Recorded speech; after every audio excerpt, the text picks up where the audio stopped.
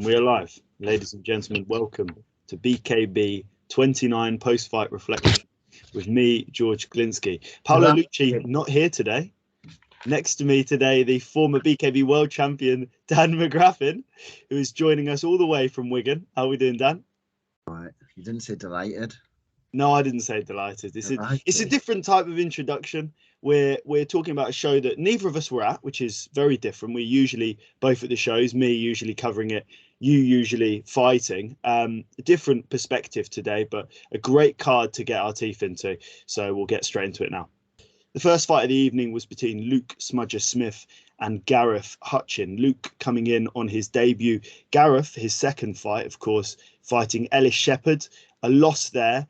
Didn't really captivate me on his first fight. I don't think he really got into his flow. Ellis was in excellent form that night and it was a very dominant performance. But what we saw tonight or last night was Gareth Hutchin at his best, really. He came in much better shape. He was timing beautifully in that second round. And we started to see a real evolution in his game. But once again, he's come in against a very tough opponent in Luke Smudger Smith, who, despite being on his debut, he's got the backing of James Kennelly and Meikle Kennelly. He knew exactly what he was getting in for, and it was a beautiful technical boxing display from him. I mean, as far as debuts come, that's about as good as it gets, Dan. Yeah, it was class, wasn't it? For a debut, I weren't expecting that, to be honest, because even me, five bare-knuckle fights deep, I'm still struggling with that first minute to stay calm in that first minute, and he boxed well. I thought he was straight on the front foot, wasn't he? Sort of hands down. They were both countering really well. To be fair, it was good to watch for a first fight as well, because you always expect just swinging in some fights, and they both boxed really well and keeping his hands down. He was catching him with a counter on the way in. When he did the other lad, Hutchin, I'm just going straight on Smith there, because he was just from the off one. He was just straight on that front foot. But I thought it was good. Thought it was a good fight, first fight. Yeah, really, really good fight. Hutchin's really comfortable on the back foot, and you can tell that. Like as Smith was. It sounds weird saying Smudger Smith as well. Another Smudger Smith. But yeah, good. It's good. Good first fight. It's really, really nice boxing, technical boxing, feinting, cutting out the ring. I think Smudger Smith will move on now. I think he'll take that extra step. Hopefully, maybe even a British title eliminator next. He's looking like probably one of the best exports we've had in a while. So really impressed with him. And them full body feints, like full on stepping in, going, getting a couple of bites, because you can tell Hutchin's more of a counter fighter and he was really comfortable there. So I think that's what made it a good fight, because them two styles really worked well there. Second fight of the evening was between Daniel Means and Corey Healey, two debutants. You never really know what to expect when you have two guys coming in on their first fight, but this was a pretty good scrap, in fairness. I think Corey came out the aggressor. He was the shorter man. He needed to close that distance and maybe a little bit too overeager. I think he got his pacing wrong. It's very difficult, as we say, time and time again, you can't spar bare knuckle, so it's very difficult to get that pacing, get that timing. And I think he was the man who started to tire in that second round before the stoppage. He started to reach for the shots. I think Daniel Means, his composure was the real decider here. And again, we've got two guys coming in with good camps. Adrian Sheeran, Dan Chapman's former coach with Healey, and of course, Peterborough, which means Callan Harley and Martin Raffel in the corner of Daniel Means. So a nice second fight and a really good fight between two debutants, which, as I say, is something we don't really see a great deal of. No, that's what I expected in the first fight, is someone just to come out flying like that, which Healey did. But Means was catching him with he weathered it well, didn't he? To be fair, because he just come at him. He had that like sort of, me with my actions, rolling in and throwing a big left hook, and he was landing that big left hook as well a few times. And I think in the second, it was an eye injury though. I think I remember hearing him saying he couldn't see or something like that. Or that's what I assumed anyway, because he looked pretty fine, and then he come back and it was like, was it the corner?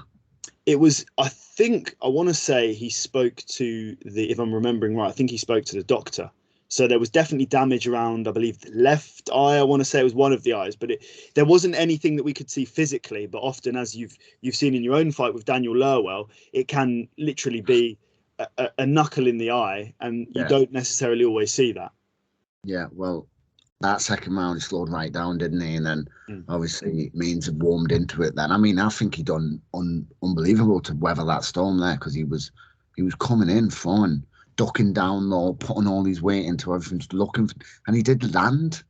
So he took them shots, Means, like he took them, and he is that the one who Martin McFell was in the corner from? Yes, Means. Yeah, they've just got granite chins, them, not, haven't they? Haven't they? So yeah, good fight as well. Enjoyed that one. Definitely. Next fight between George Hillyard and Luka Zebec. Luka Zebec coming in on his second fight. Of course, he fought your trainer, John Collier, in his debut in a very cagey fight. I think he wanted to come out and prove something in this fight. He came out with vicious intent, slipping from side to side, firing quite a few nice left hooks on a man who has a good professional boxing pedigree, 13-6-1 as a pro. But I think that pedigree, as we say, came through in that fight. Beautiful, beautiful body shot to stop the contest. A straight right, almost poured out with it to set up the slip from Luka Zebec, present that right side of the body and dig in the left into the liver. It was a crushing blow. And for me, outside of the Marko Martinjak knockout that we'll speak about later, that for me was the best finish of the night.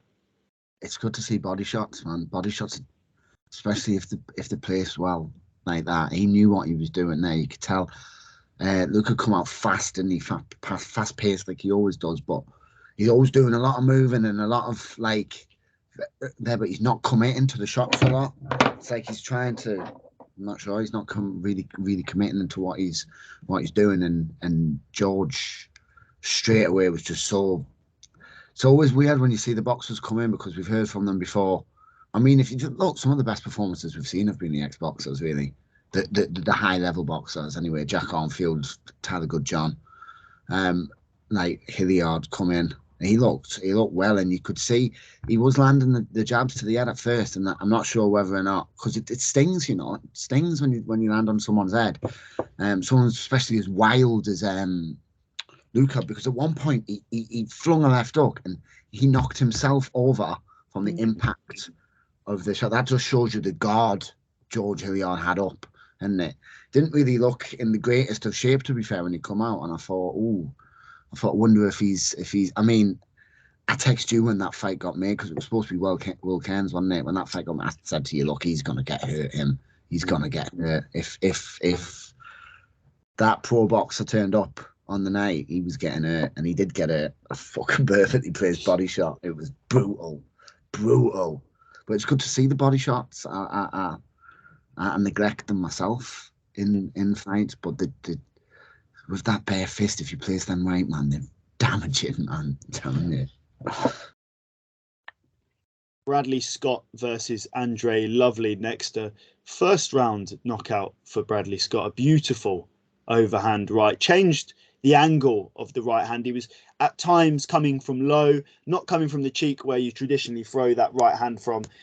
And I think he was sort of, it was an awkward exchange, almost cagey for a long period of time, where he was throwing that right hand and it was just tapping off Lovely's hand, not quite landing it, landing the jab regularly, but not landing that right hand. And then a little change of the angle, a little step across, and it was a beautiful, beautiful shot. Broke the nose of Andre Lovli. A lot of blood.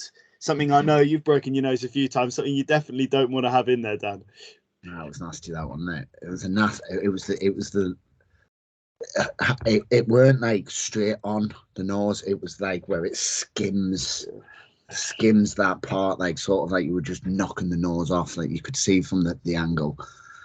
It was nasty. That he just didn't seem. Bradley come out so comfortable, just coming forward, just normal pressure, really. And I don't think Andre Lovely's, he must be used to. He's quite a big, tall lad, and very stiff going back, like he's never been put on the back foot before. Like he was trying to do things, but it's as if he's never been in that position before. And if you haven't, it's not. If you're a come forward fighter, because I think he's 4-1, isn't he? Yep. if he's a come forward fight, he's quite a big lad as well. He might be used to dominating the fights and coming and being the aggressor. And when you have got someone like Bradley Scott, who's probably been in there with way above that level, way above that level. UFC guys. Robert Whittaker, former middleweight champion. I mean, he's been in there with the best. Exactly. So he was just a walk in the park for him, just coming forward, just jab, and Lovely just didn't. He just couldn't put anything together. And again, it's a small ring. It's a very small ring when you're in there. And he had nowhere to go. And that last right hand was nasty, man, nasty. I'd like to see him, as you say, against a little bit of a higher level opposition next, because it was very one pace from him, but he didn't need to show anything else. So it's one of those fights where you come away thinking, okay, Bradley's got, as we expected, something about him, but we didn't really see the array of skill. So I'd like to see him in a challenging contest next, someone that can push him through the rounds and see exactly what Bradley Scott's all about, but promising signs.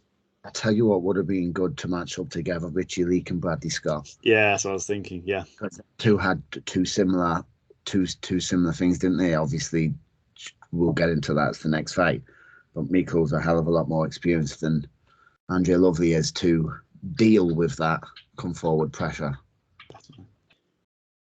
A battle of the heavyweights between Richie Leake and Jody Meikle. Richie Leake, very experienced in bare-knuckle boxing. You know him. He's from your neck of the woods. He's from your old promotion as well. He's a very experienced fighter. He fought Daniel Podmore in the gloved game, which is something we will touch upon briefly in a moment, because I did speak to Daniel Podmore on the phone, and that is a fight that I think we might be seeing in the future after Thailand in January. But let's talk about this fight first. It did seem, I think we've both just mentioned it there off camera, it did seem like Jody Meikle went into journeyman mode. He's a journeyman boxer. He's used to surviving, and I think he got caught with a big shot at the start and thought, screw that, I'm not getting involved, and basically just spoiled Richie's work. Richie was coming forward, he was trying to land, but you know, Jody's done this time and time again. He knows how to get out of trouble. He knows how to get on the back foot, spoil his opponent's work, parry and slip.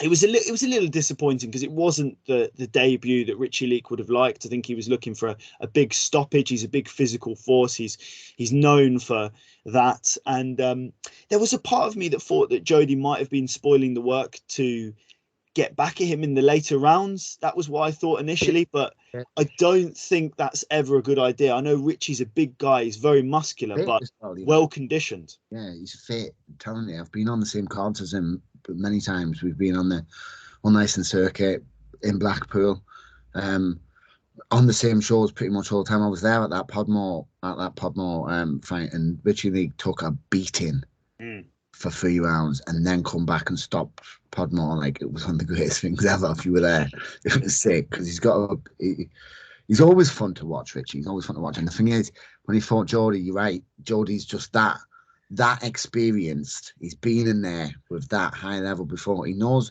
I think he's obviously took a shot early, and whether it was upstairs or downstairs, whatever it was, you could hear them body shots. You could hear the jab, the thud going into it. It's another one with body shots there, but Richie was just throwing the straight ones when he was going up, down. He was doing a good job of going up, down, coming back with the left up, and then Jody was just grabbing him on it. I think by Richie's face at the end of it, I think he was a bit disappointed in that fight because he does most of his best work on the inside, and Jody was stopping him from doing any work on the inside. And I'm not surprised. I'm not fucking surprised because that guy hits like, this is why he's gonna, for anyone who is gonna stand and bang with him inside that small square, there's going to be some good fights with Richie Leake. I'm telling you, it's opened up a good couple of doors. Like you say, the Podmore win. He's now beaten the ex-champ who Podmore beat. So BKB math is sort of saying Richie Leake should be fighting Daniel Podmore next. I mean, that's what I said to Richie before the fight, and he said he will be using that as a tactic, a negotiation tactic to make that fight. So Daniel wants it. I know he's got a fight in January for the cruiserweight, but when he comes back to heavyweight, as I say, I've spoken to Dan, I've spoken to Rich, they're both up for him.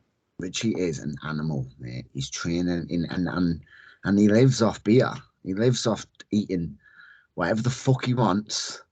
And at his age as well, he's still managing to. I mean, you could see that you could just watch him.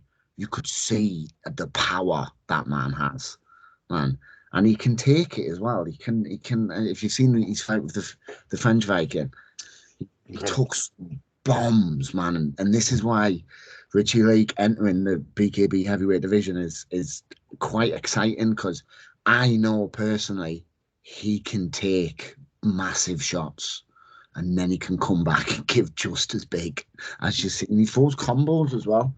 Throws his combos. I mean, Jody was doing quite well. I think it was the end of the second round. He come back with a flurry, which was probably the only bit of the fight. He was just keeping Richie off him one night. He was doing a great job of keeping Richie from stopping hitting him. I'm not surprised. The only thing I will say before we close is Ruskov Domingos has been calling for that fight as well. I know he pulled out. That is a fight that's stylistically definitely a little bit more pleasing. It suits Richie, that style. Yeah. Because you've seen Richie frustrated there. You could see by the end of it, he wanted more of a fight from Jody. Jody weren't giving him that. If you know Jody, you know why Jody's there. Jody isn't there to get fucking hurt. Do you know what I mean? Definitely. Sorry, me phone's connected to Mac and that dinging. Jody's not that stupid.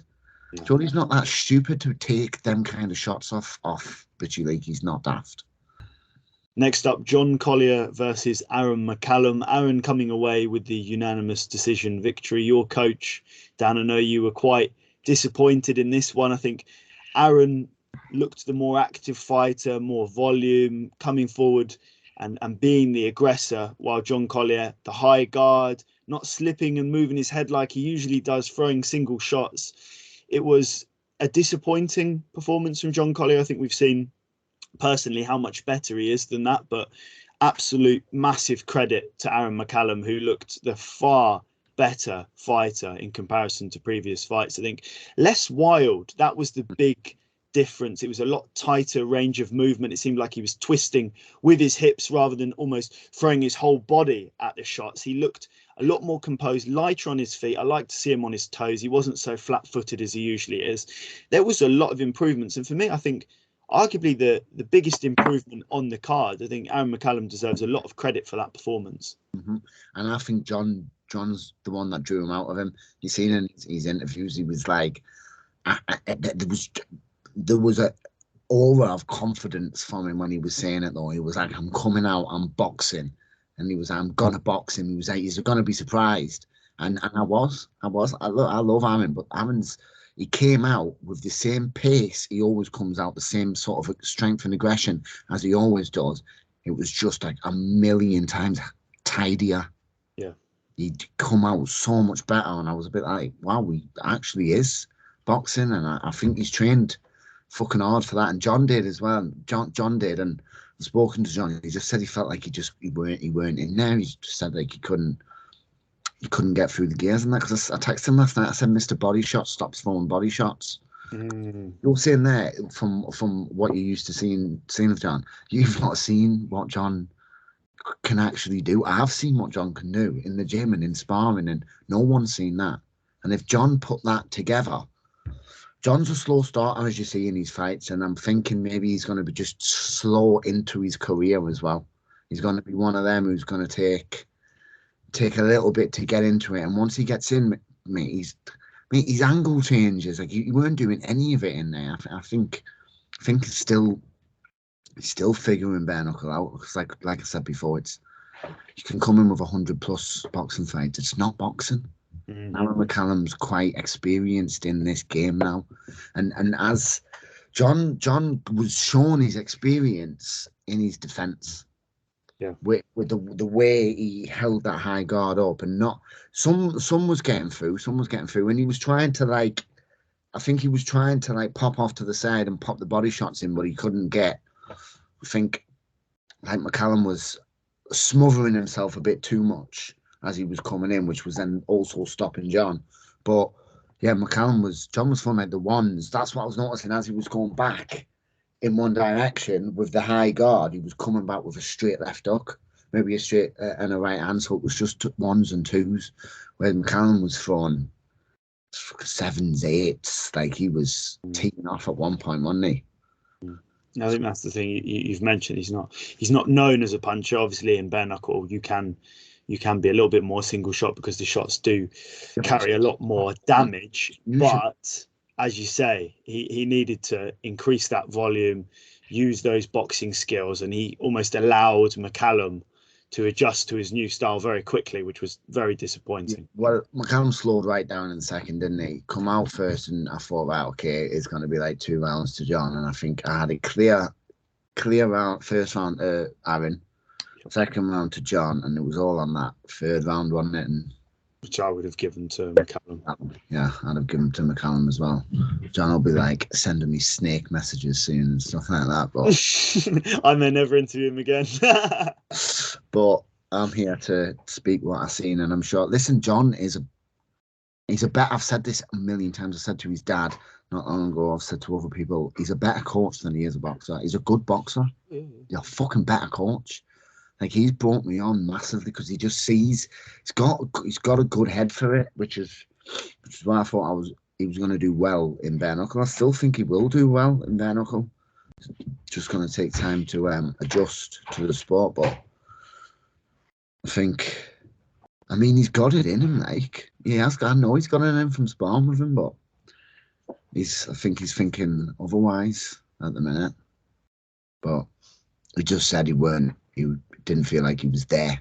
He just didn't turn up pretty much, and Aaron did, and I think Aaron brought out the best. I think John's experience brought out the best Aaron McCallum that physically is at the minute, and he's clearly the bigger, stronger man. So him coming forward, getting in John's face, even when he had him in the corner, John would have had to work just to survive that. Which he did. He survived.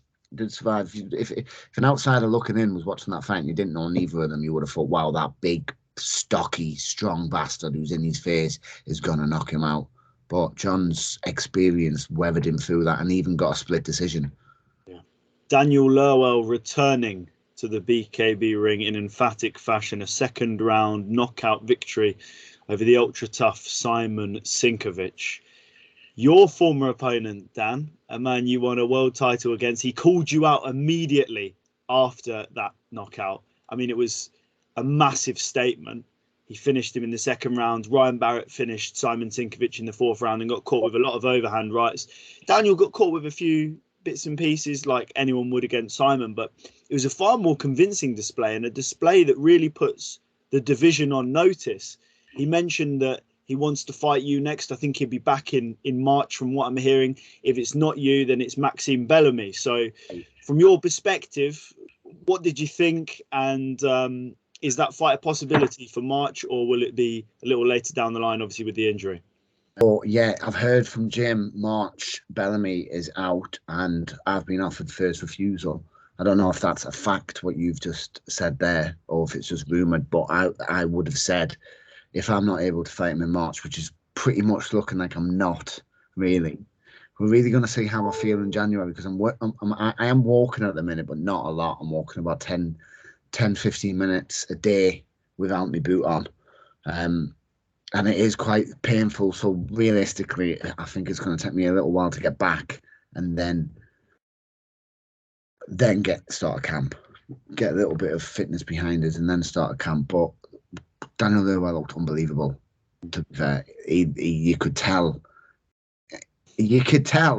he got stopped in the first round, like against me. Like I'm saying, like he's come back this time. Like that's really, it's got to him, that defeat. That defeat has really damaged him in mentally. So getting stopped by Anthony Holmes, right? Okay, it was a bit controversial anyway. He was winning the fight in my eyes anyway. He was busier in the first 2 rounds, cut Anthony Holmes open, which I think is probably one of the only people to do that. And yeah, was winning the fight against Anthony Holmes and then stupidly got knocked out by making a mistake when I beat him. I believe I convincingly beat him. But he says he wasn't in the right headspace. He wasn't in the right space, mentally, physically, anything. So, like I said the other night on Facebook, I want to fight that Lerwell. That Lerwell there. He's been shoved a rocket up his arse and he's fucking back now. He's back. So if I need to fight him again, which I will have to fight him again, I said from day one, he deserves a rematch. He was a dominant champion and he just showed there what he can do, because Szynkiewicz is like Ryan Barrett is a beast, mate. He's a fucking. I've sparred him, mate. He dropped me twice in a round. He's a fucking animal, mate. He took 5 rounds to get Szymon out of there, and Daniel done it like that. I don't know what I mean, but still, I do believe I win that fight. If that Lerwell turns up to fight me, then I'll probably stop him in the 4th. First. Well, one thing I noticed, you mentioned there, best version of Lerwell. So in your head, do you believe you didn't beat the best version of Lerwell? Well, no. After seeing the shape he was in there, I believe that I beat him before the fight started. When I was looking at him at the weigh-ins, I was so excited, I was so giddy, and I was like, I just knew I was winning that fight. I was stupidly confident, and I'd put everything in. I had no mishaps in that camp. That was the best version of me, what turned up there. They weren't the best version of me what turned up with Bellamy, but shit happens there. I'm not going to make excuses of I couldn't continue. I lost the fight, simple as. But the best, there was nothing wrong with me when I turned up with Lerwell. The greatest camps, sparring up and down the country. I was traveling all the way down to like Mason Sean, stuff like that. People who fought Lerwell, like really going deep. And I was always a fan of Lerwell anyway, so I'd seen all these fights. But I do believe going forward, he just looked, to me, a better version of what he already is. I didn't see anything new. Apart from that, he was faster, sharper. Fucking looked at it. He does hit hard, I'm telling you, he hits hard. I felt his shots, a couple shots off him. But I still believe styles make fights, and my style is, if I've still got that style anyway, with my current injury, but if I can still move the way I can and know I can move, it's still going to be a hard fight for him, regardless. But yeah, by all means, luckily, this is the first time I'll say it, but luckily I won't be able to fight in March. So if he fights Bellamy in March, gets his belt back, which he said the other night, there's a French kid with my belt, let him get that belt back, and then I come back. It makes the story even better, really, doesn't it? Makes it even more exciting. But the Maxime Bellamy fight, I mean, we've spoken about this before. It just doesn't seem like something. The rematch, I'm surprised that you don't want it more. Do you know what I mean? I do want it because he's the one person to beat us, but he didn't beat us. If that hadn't happened to my leg, he wouldn't have won that fight. I'm pretty sure the fight only went 30 seconds, and he got put on his arse. He had a big fucking cut there. That was from a jab. I remember that landing, seeing it split open, and I remember thinking, you ain't gonna last much longer, yeah. And then fought too quick, didn't I? Next up, Ozzy Smith versus Jonny Lawson. It was a unanimous decision victory for Ozzy Smith that really divided opinion. I wouldn't actually say it divided opinion. I wouldn't say there was many people outside of the 3 judges, Ozzy Smith's fans. I haven't seen a great deal of discourse on this one. I've seen most people saying that Jonny Lawson clearly won this fight. I've watched it back a few times. I really didn't want to have some sort of bias. I didn't want to get something wrong. So I broke it down. I put it at half speed at one point. I really broke this down, and I can't see a way that Smith won this fight. I scored it the exact reverse to the judges. The first round to Ozzy Smith, which, you know, fair enough. I think he landed the cleaner shots, nice straight shots. He is a good boxer, Ozzy Smith. I'm not slagging the guy off at all, but rounds 2 and 3, I mean, I think Jonny just won them so clearly. He was the aggressor throughout. I think Ozzy started to wait a little bit too long, and Jonny was just closing that distance really nicely. At the start, he was a little bit telegraphing the left hook. He's been suspect of that in the past. But he just mixed that shot that we all know is the real telling blow from the left hook into combinations. He came forward. He was slipping off the centre line. He was doing everything he should do. And after all that time out the ring, after all those tough fights, to come in there and perform the way he did, it literally, when I was watching it, it felt like a feel-good moment. I didn't know the result. I watched it the next day. It felt like it was going to be a feel-good moment. I was so proud of Jonny. I was like, brilliant. He's done a great job here. And then to see that result was genuinely disappointing. I mean, I'm lost for words almost at this point. It's so rare in BKB that we have not a dodgy decision, but a bad decision. It wasn't, I'm not going to use the word robbery. I'm a boxing journalist. I see robberies regularly. BKB, there's been don't get me wrong, there's been a couple where I would say there were robberies. I'm not going to mention them either, but this fight for me was a clear Jonny Lawson win. And I've seen it 3-4 times, 1.5 speed. I don't know how you score it any other way. I will say the word robbery. It 100% was a robbery. It was the same. I had it Smith first round, and then second, third, Jonny was just coming forward. I don't know what the judges had there.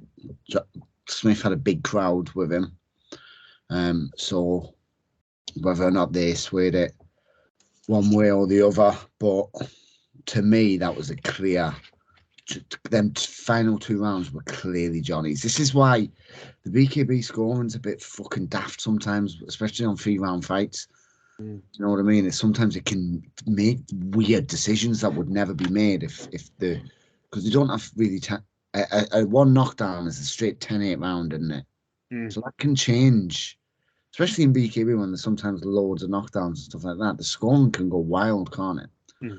But I don't understand how the judges score it, but to me, that was 100% Jonny's fight.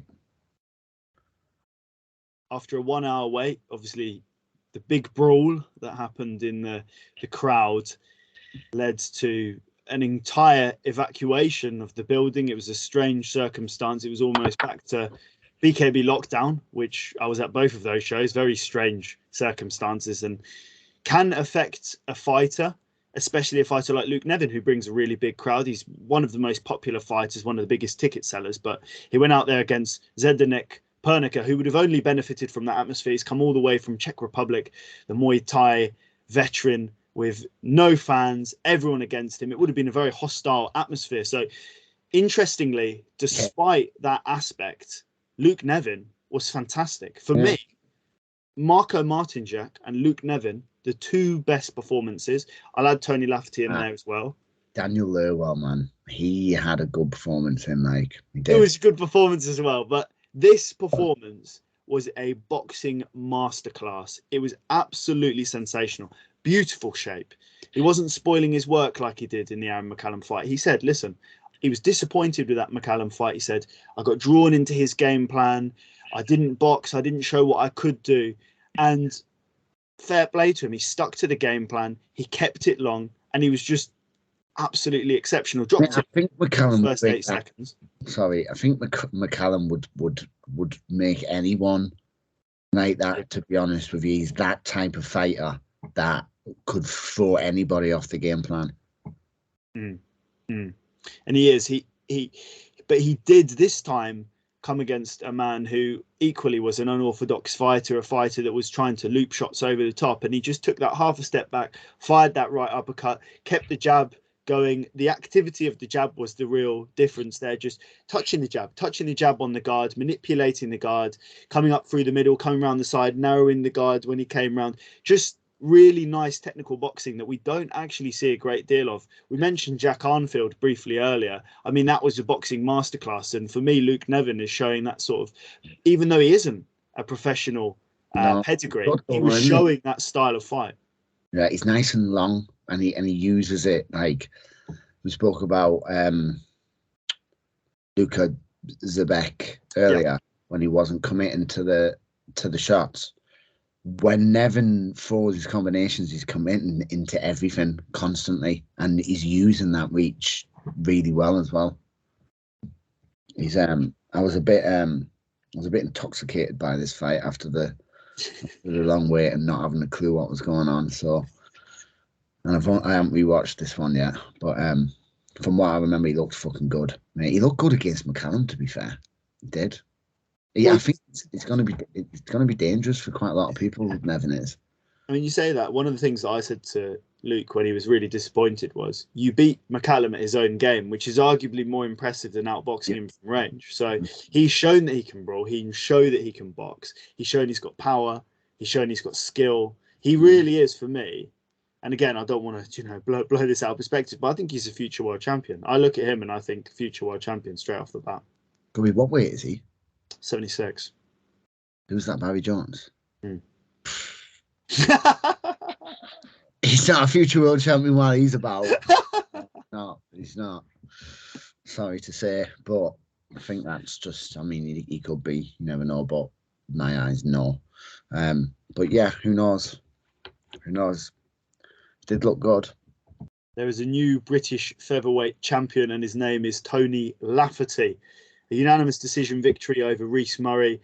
A fight that was the best fight of the night. I think we both agreed on that one. Definitely the best fight of the night. I think the fight that I scored, the first to Reece Murray and the final 4 to Lafferty, this was a real coming-of-age performance for Tony Lafferty. He switched to that more boxing-orientated style from the old Tiger of old. And he seems like he's coming into that style now. And one of the big differences is the conditioning. We've seen him with pacing. He gets himself tired. He's throwing underwater. All of these things. Now he's showing genuine composure. His defence. He's really fitting in now, isn't he? His defence, which we hadn't seen before, known for taking one to give one. He's not getting hit with anything. And he's got his guard low. He's slipping and moving. He's doing everything polar opposite to the old Tony Lafferty. And I believe he switched to Adrian Sheeran. I think, again, a name we're mentioning again. A man who trained Dan Chapman. Fantastic fundamentals on display there. It was a fight where we've said Reece Murray is very much a single shot counterpuncher, and he allowed Lafferty that space. And you cannot give Lafferty that space because he's a bag of tricks. This new Lafferty is a bag of tricks. He was setting up shots, level changing, slipping and coming back. And he started, well, this was the key. He would start every single combination, every single exchange, but he would also finish every single exchange. He would always get 3 for every single one of Reece's shots when they exchanged together. But I did like to see Reece throwing with Tony. That was different. That's something we haven't seen before. He's been very hesitant in the past. The Nathan Leeson fight, he landed a nice shot that dropped him, I think, in the second round. But a lot of it was sort of catching it on the guard, moving around, and then he would throw a shot when when they broke. But here he was throwing with Tony. So I think we're seeing a big mental change with Reece Murray. We spoke about that a lot. The Ionel Levici fight, he wasn't in a good place. You can say quit. I won't say it, but he definitely pulled himself out of that fight. He retired from that contest. And for the whole time he's been in BKB, that fight has been replayed over and over and over again. And I'm sure it's replayed over and over in his head. So to see him throwing with Tony, showing genuine heart through, I'm just speculating, but I think he might have broken his right hand, because through 3 and 4, he started to just throw that jab and that right hand wasn't coming around as much. There was definite damage to the face, the eye area as well. I think he was struggling to see. There was many different things that were going wrong in that sense, physiologically, but he kept fighting. And I do think that this is the new Reece Murray, and this is the Reece Murray that he spoke about in his interview with Adrian on this channel. Yeah, he showed a lot of heart and toughness, didn't he, in that fight? But Lafferty, to me, looked, like I said with McCallum before, they're the same fighter, just tidier. Like, remember when he used to be wild with his shots? It's them same combinations. The way he goes body, head, like swings to the body, then comes upstairs. It's them same combinations, but way tidier. Like, he looks, and you can see, you seen it when he fought Sean George. He showed a lot of new aspects to his game where he was fainting, he was moving, he was doing a lot to try and put off Sean George, but it weren't gonna put Sean George off. Sean George has been in there with Sweeney. Do you know what I mean? Like the best of the best. Like, but I think them 2 fights he's had. Was it 1 fight with Sean George or 2 fights? It was 2 fights, wasn't it? Yeah, them 2 fights with Sean George, I think, have really brought on, like, what 2 fight. If you're gonna learn a new game, new part to your game. Well, what best person to have 2 fights with? Sean Jones to develop that game, and he's come. I think that's really showed dividends in his coming into this fight with Murray. He's really fitted into that game a bit more, and Murray's style's back, counter, weight, hands down. I think it's the wrong person to have had that fight with, if I'm honest with you. But Reece looked good. They both, for me, fight the night 100%. 100% fight the night. Reece had some slick counters at some point, like very damaging. I can't remember what rounds were in the Bulls. A couple of times where he was leaning back and coming back with a right hand, and he was landing cleanly. But Lafferty's tough, man, and we've known that since his very first fight. Lafferty was always a fan favourite, wasn't he, coming up through the years. So, and he weren't a fan favourite for his skill. He was a fan favourite for how he was in there. He didn't give a fuck, does he? Give a fuck. And he was shown as well, slapping himself in the face on it a few times. Like there was the old Lafferty back, but a hell of a lot better, a hell of a lot more technical. In the main event of the evening, it was supposed to be Marley Churcher against James Kennelly. Of course, we will note, for those who weren't aware and was maybe a little bit confused about what happened, Paul Hills and Nathan Leeson, that fight was cancelled. James Kennelly versus Marley Churcher, that fight was also cancelled due to the altercation in the crowd and the decision of certain fighters. I'm not saying that all 4 of those fighters chose to, but the majority of those 4 fighters chose not to fight for various reasons. Literally completely understandable. I mean, you're paying money for a ticket and then it doesn't happen. Your fans can't get into the arena. So valid points from everyone. But I think they got kicked out of the arena, didn't they? And they got kicked out of the arena. So it was a very difficult one. But with Marko Martinjak and Chad Kelly, we had a new main event, a makeshift main event, and a main event that was really important because Marko Martinjak was a dominant cruiserweight world champion. The weight classes have changed. It's very confusing. But this was originally a cruiserweight, which would now be, I think, light heavyweight. This was for super middleweight. So it was a weight class below that. It's so confusing. I didn't come up with the weight classes, but that is, I'm pretty sure, bang on. But Martinjak, he came in after 3 years out the ring. He was considered widely as one of the best bare-knuckle fighters to ever grace a BKB ring. We didn't know how much we were going to see from him. Obviously, all that time out the ring, he had actually retired, so I think he was probably not particularly active at one stage. So we were in a difficult position, and he came back and put on the display of his life. I think maybe that lighter weight might have helped. He looks a lot better at that weight. He looked extremely fast, and he looked extremely skillful. And that amateur boxing pedigree, I know he's a proud Croatian man, and they are very similar in that sort of European style, bouncing on the toes, in and out footwork, and keeping it nice and long. But just a boxing masterclass on a guy who, in Chad Kelly, had a lot of success against Anthony Holmes in smothering him, coming forwards, being the aggressor. He almost came in as if he was fighting Anthony Holmes. He was like, oh, I've got success here. Let me implement this into fighting Marko Martinjak. But it worked, didn't it? Completely different fighter.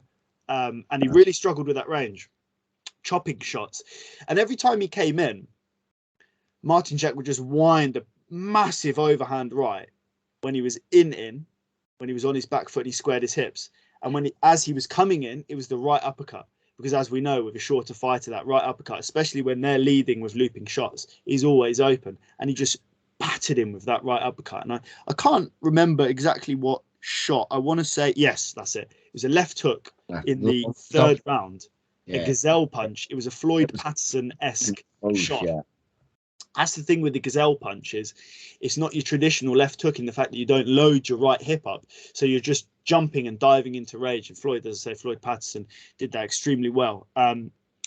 Chad just didn't get the read on it because he didn't load up that right. He used that momentum of coming forwards and he caught him with a shot that he didn't see coming. And as I say, it's always the shots you don't see coming that knock you out. And it was just absolutely no doubt in my mind the knockout of the night. I'm debating where that sits in the top 10 knockouts of all time.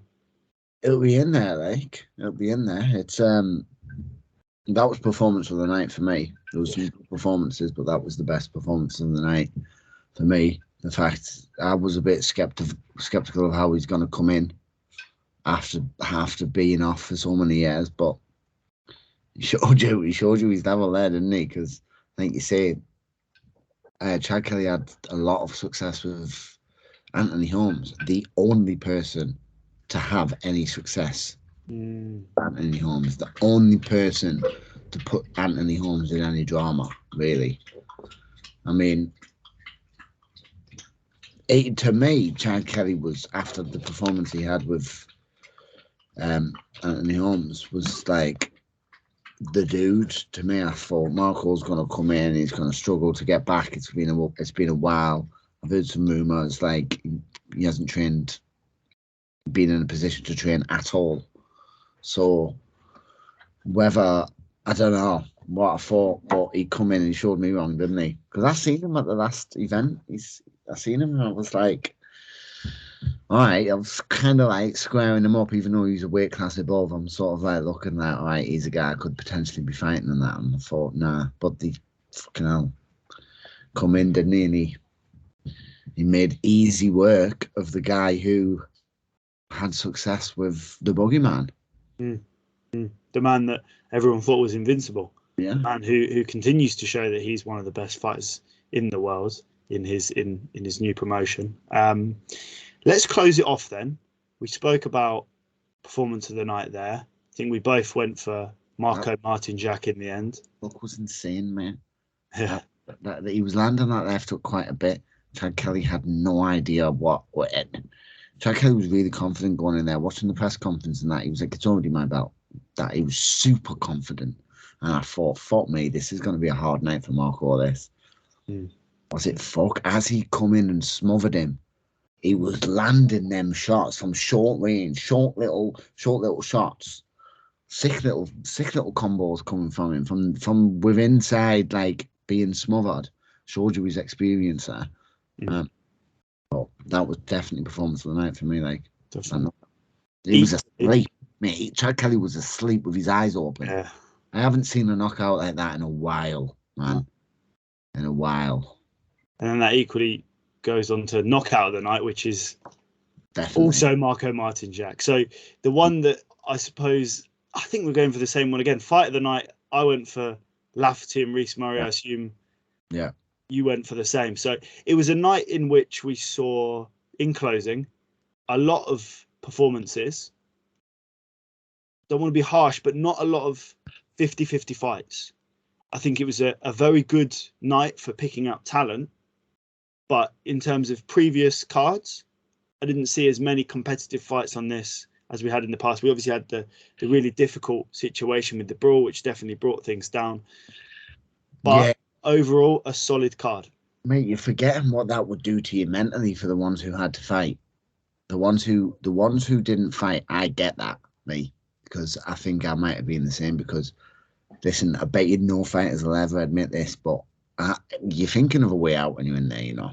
Before you fight, you're thinking you wish something like that could happen so you don't have to fight. A lot of them will totally say I'm full of shit, and a lot of them are not us. Yeah, they're the ones you need to watch. They're the crazy cunts. But I'm telling you now, I've been there every single fight I've had. From all 20 odd fights I've had, I think, if I could just like fall on the stairs and break my leg. And you're like, because you're thinking about your fans out there. People have come to see you. They've spent money, and you think you've got to think of them. You think if I could just get out of this, something that was out of my hands. I think like that all the time. It's obviously just the pre-fight nerves. I'm learning to deal with them, but I get them every single time, pretty much every single time. And then as soon as you get in there, I think that's what fuels you on, because you've been so scared all night. You've been so fucking scared. If you're confident, I don't think you get them right nerves, but I don't know how that would have went for them. Being told you're not fighting. I can imagine their phones would have been blown up of all the fans going, what's going on? And they're trying to fucking warm up. I turned my fucking phone off, so I can imagine some of them might not have even had a clue what was going on. So you would get told, I'm not fighting. And then to get called, oh, you are fighting. Or you can fight if you want. I'd have said, nah. Me, personally, I'd have said, no, I'm not fighting. for this. Definitely. Well done. I think we'll close it off here. There's been a very insightful post-fight reflections. It's nice to have a little bit of a different perspective. A fighter, of course, will be making this a bit more of a regular thing, bringing on fighters and getting their perspectives from fights and in general, just a little breakdown. So, Dan, really appreciate your time and we will speak again soon. Nice one, mate. Sound.